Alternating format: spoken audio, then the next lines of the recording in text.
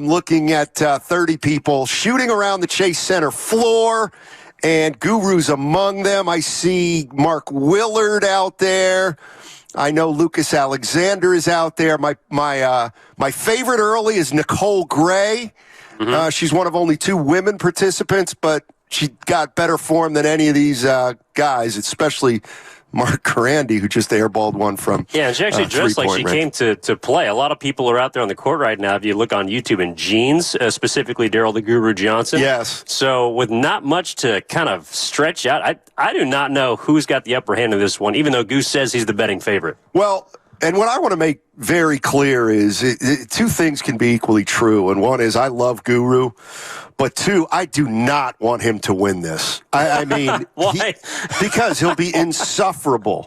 He will be worse than Kevin Garnett after Kevin Garnett won a ring. There he is. And let's see. Now, we have him mic'd up, so he's dribbling in front of the camera.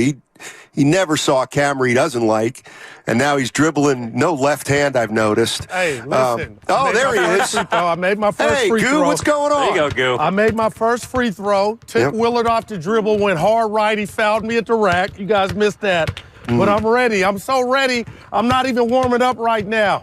Steiny, why you hating on me, buddy? I just don't want you to win, Goo. But See, that's hating. Not hating. He says he don't want me to win. What kind of partner is that? I want Nicole Gray to win. All right, Nicole Gray. Steiny's rooting for you. I want Nicole Gray to win, and then my number 2 is the guy with the Reggie Miller jersey. I love they're ready. I love we got a guy coming in to chase with another team's Hey, I'm about jersey. to take the 3. I got rent money on you, Goo. Don't worry. Air ball. Yeah, it was an air ball. It was my first it was an air ball. We can see. It was a flat-out air ball. All right. We'll keep you updated on what's going on out there as Guru takes another 3. Guru doesn't care what people think. And side of the rim. I almost got wedged in between the rim and the backboard. We got to get you out there. 2 air balls. 2 air balls and 3. Move in, Goo. Goo, take a step in. Goo would not play. Goo would not play on my team. Anyway, Matt Steinmetz now with Evan Giddings. 888-957-9570 is the number. And one thing I want to get into again is what Klay Thompson said to Tim Kawakami in a press conference yesterday. Let's, Spadone, can we run it one more time and then we'll play off it? I'm interested to hear the way Golden State Warrior fans viewed and heard what Klay said. Take a listen. Kurt talks a lot about believing in his guys, especially the starting lineup. Won championship not too long ago. Having patience, letting guys kind of, find their game. How aware are you of that kind of patience, and how much do you value it? What do you want me to bench me? No. It's like that's. You want to bench Wiggs? I don't think I said that. Okay. I mean, you can suggest it. It's fine. But I mean, thanks, Steve, I guess. Like, I don't know, sometimes you earn these things like patience and time to find yourself. And I think history is on our side when it comes to that stuff. You say that, have you heard people say that, or? No, I don't care what people say. Like, they don't do what we do. They can't do what they do. That's why they talk. Why would I? Like, come on. I don't care what people say at this point in my life. Next question. The more I listen to it, the more less emotional about it. Or not me less emotional about it, but in what way? Well, almost there's not a lot to see here. This is a guy who's been in the league 12 plus years, and he started pretty much his entire career, and he's going through a tough spot. And as far as he's concerned, I'll bet you the way he feels, Evan, is that he's not off to a great start, but he's not been off to a great start before. Mm-hmm. And so in his athlete mind, pro athlete mind, I'm sure he thinks he's going to get it going, and he might. But I think there's also a part of it that I don't think any of us would be surprised if we found out that Klay's thought a lot about his basketball mortality. When this thing, how much longer it's going to go, how much longer he can play at a certain level. I mean, I think that's been on display to all of us, right? Well, and that's why last week when we were discussing Klay's start and what it really means, I think it's interesting that these questions or these concerns have swirled more so this year, and it's probably because of the contract year as opposed to last. When last year he was actually shooting worse through his first 13 or 14 games, and people were wondering about Klay, but because there was some other things, other bigger matters that began before the year, he wasn't at the top of the list. But now, everyone's got Klay at the forefront of their minds, and it's clear that he's got something on his mind, whether it's about him going to the bench, whether it's about him finding his shot, whether it's about his future in Golden State, whether it's about his basketball mortality.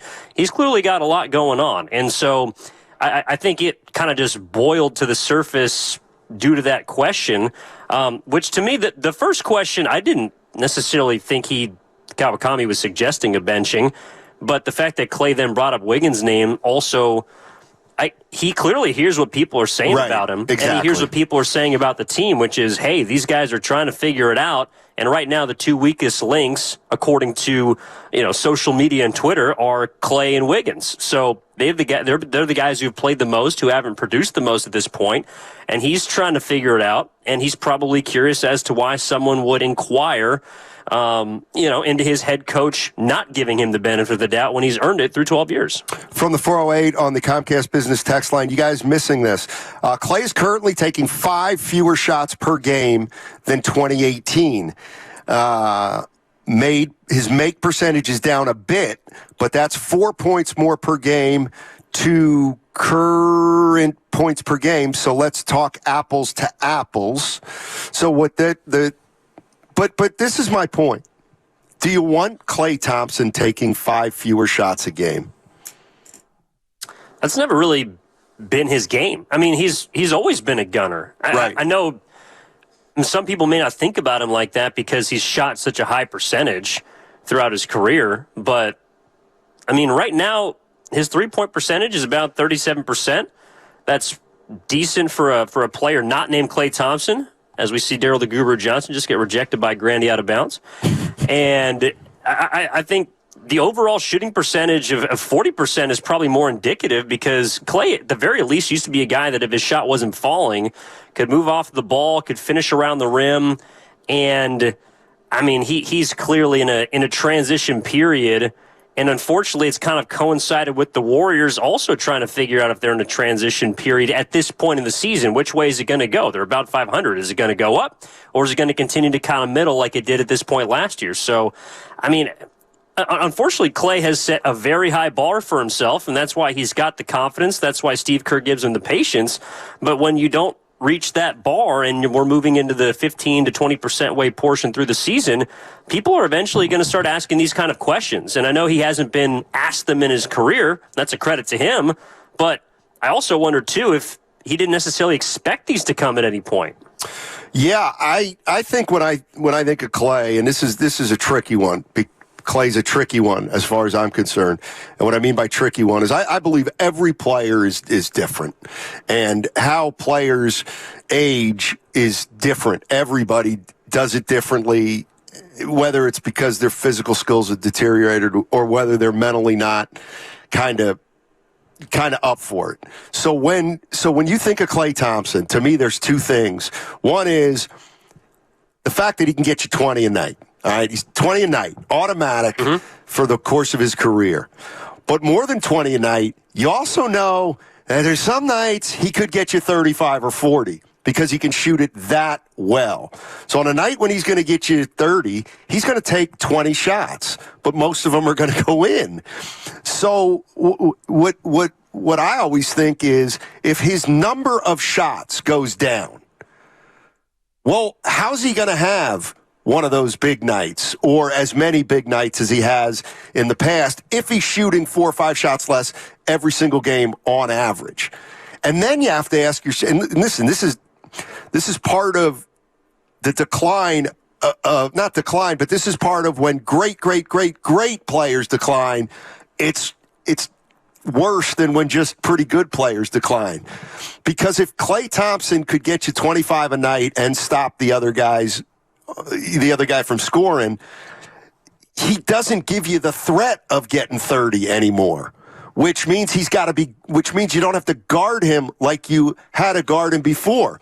And if you're telling me that Klay Thompson is only going to shoot 13 or 14 shots a game, 12 to 14, I might not guard him like I would have guarded him 3 or 4 years ago, not because he's declined, but because if you're telling me he's not going to pull the string, then he's not the great Klay Thompson.